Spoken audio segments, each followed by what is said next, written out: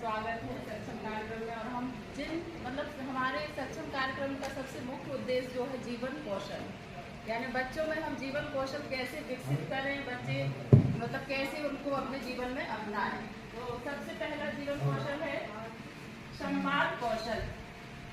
संवाद कौशल जैसे कि हम 2 वर्षों से इस पर काम कर रहे हैं, तो यह हमारे बच्चों के लिए, हमारे लिए कितना उपयोगी सिद्ध हुआ है। 2 वर्षों से हम इस पर काम कर रहे हैं। तो कोई मुझे बताना चाहेंगे? इंटरेस्ट लेने लगे हैं चीज़ों को। स्कूल जो बच्चे कम आते थे वो कंटिन्यू स्कूल रहने लगे हैं। और दूसरी चीज़ कि बच्चे बोलना सीख गए हैं, जवाब देना सीख गए हैं। जैसे कभी कोई अधिकारीगण आ जाते हैं स्कूल में, या फिर जैसे हम ही शिक्षकों से वो अपनी समस्याएं नहीं बता पाते थे, वो बच्चे अब शिक्षकों से भी बहुत अच्छे से संवाद करने लगे हैं। जागरूक हो गए हैं कि अगर उनके सामने कोई परिस्थिति ऐसी आती है जिससे कि वो सामना करना सीख गए हैं, जागरूक हो गए हैं चीज़ों को लेकर कि हमारे सामने क्या चीज़ सही है, क्या गलत है। और बहुत सारे 6 से 8 के बच्चों में काफ़ी सारे बदलाव देखने को मिले पिछले 2 वर्षों में। अति उत्तम। इससे बच्चों का हेजिटेशन दूर होता है। हाँ। बोलने की कला, सुनने की कला आती है और अपनी बात रख सकते हैं, बॉडी लैंग्वेज समझते बच्चे। तो देखिए, हमारा उद्देश्य है बच्चे स्पष्ट अपनी बात रख सकें। हमसे उनको मोटिवेट करना, हाँ बेटा बोलो ना, आप बोल सकते हो, आपसे हो सकता है, इस तरह की जब हम बात, ऐसा मौका क्योंकि कुछ बच्चे घर से ही डरे हुए होते हैं, घर में माँ बाप से भी वो अपनी बातें शेयर नहीं कर पाते। इसलिए हमें हमेशा यह ध्यान रखना है कि हमारे बच्चों को हमसे खुल के बात कर सके। कोई भी समस्या है वो दबा के ना रख सके। संवाद का यही सार्थक है कि संवाद कौशल जीवन में प्रभावी कब बनेगा, जब हम दोनों के बीच में, शिक्षक और बच्चों के बीच में संवाद एकदम स्पष्ट और सरल हो। तो पहला संवाद कौशल यह है। हाव भाव सब तरह से बच्चों को देखो, कोई बच्चे डरे होते हैं तो वो बिल्कुल सर नीचे कर लेते हैं, उनको अपन कितना भी बेटा क्या हुआ, कुछ बोलने को नहीं देखते। ऐसे मैं खुद अनुभव करती हूँ। इतने अच्छे होते हैं कि अगर उनको समझ में आ गया तो खुल के बिल्कुल अपना पूरा दिल खोल के अपने सामने रख देंगे, इतने अच्छे भी होते हैं। तो इसलिए क्या बोलते हैं, 9वीं से 12वीं की एज जो रहती है वो भावनाओं में बहाव की अवस्था रहती है, किशोर अवस्था। तो उसमें अपन थोड़ा कंट्रोल करना मुश्किल होता है, लेकिन 6वीं से 8वीं तक के बच्चों को हम आसानी से समझा के अपनी बात को अच्छे से प्यार से ही पेश आए, तो मुझे लगता है 100% संवाद उनका अच्छा होगा। फिर हमारा जीवन है, तो इसके लिए हमारा कौन से कामों से हमारा जीवन प्रभावित हो रहा है, कौन से कामों से हमारा जीवन लाभान्वित हो रहा है, कौन सी चीज़ हमें बहुत आगे की ओर लेकर जा रही, कौन सी चीज़ हमें पीछे धकेल रही है, ये सारी चीज़ें इसके अंतर्गत आती हैं। अगर हम इस चीज़ को समझ गए, स्वजागरूकता जो जीवन कौशल है वो मेरे जीवन में भी बहुत बड़ा प्रभाव है।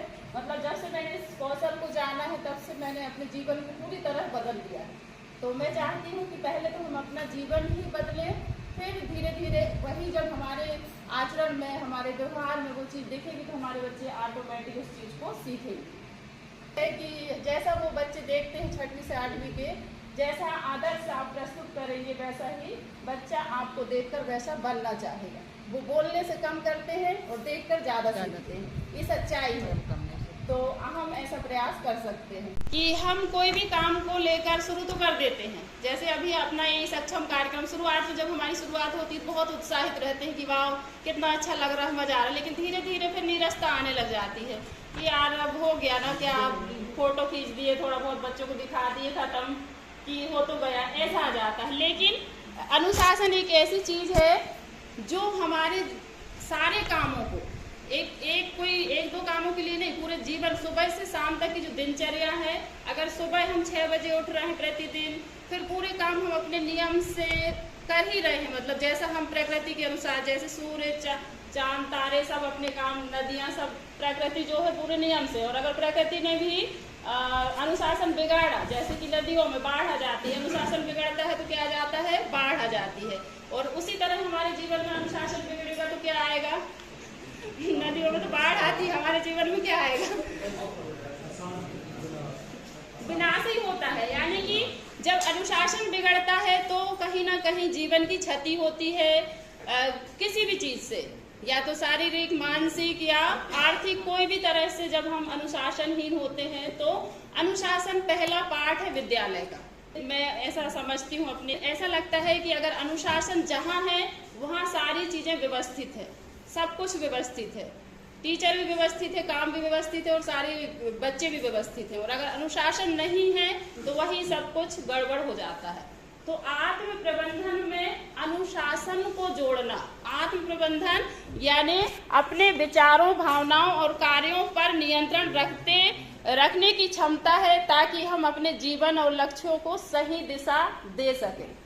जब अनुशासन आएगा तो आत्म प्रबंधन आएगा, आत्म प्रबंधन आएगा तो समय का प्रबंधन आएगा। समय भी सबसे इम्पोर्टेंट होता है, समय से ही सब कुछ है। अगर हम 1 घंटे का काम 2 घंटे में कर रहे हैं, आज का काम कल कर रहे हैं, कल का परसों, तो ऐसे में बच्चे लोग क्या है, पूरे कामों में उलझ जाते। जैसे होमवर्क, उनको समझाइए कि बेटा आज का काम आज ही कीजिए, आज आप कर लोगे तो कल आपको दूसरा काम मिलेगा, कल फिर हम उसको करेंगे। प्रतिदिन का काम प्रतिदिन ही कीजिए, तब आप अपने जीवन में अच्छे से सफल होंगे। तो यही समय का प्रबंधन करना, अपने विचारों, भावनाओं में नियंत्रण रखना, ये सारी चीजें आत्म प्रबंधन कौशल के अंतर्गत आती हो। यह कर लिया मतलब व्यक्ति, फिर उसे सफलता असफलता क्या है ये सब चीज मायने नहीं रखती, क्योंकि वो अपने आप में ही व्यवस्थित है, अनुशासित है और अपने जीवन से संतुष्ट है, शांत है। जब ऐसा जीवन होता है तो जीवन ऑटोमेटिक ही शांत होता है। ये हो गया अपना आत्म प्रबंधन, जो आप 8वीं के सत्रों में बच्चे को अभी जोड़ के और पढ़ाएंगे। तो सबसे ज्यादा जरूरी है कि आप उसे बताएं कि आपको अपने विचारों, भावनाओं को कैसे नियंत्रण में रखते हुए और अपने कार्यों को बेहतर से बेहतर दिशा में लेकर चलना। तो ये हो गया आत्म प्रबंधन। अगला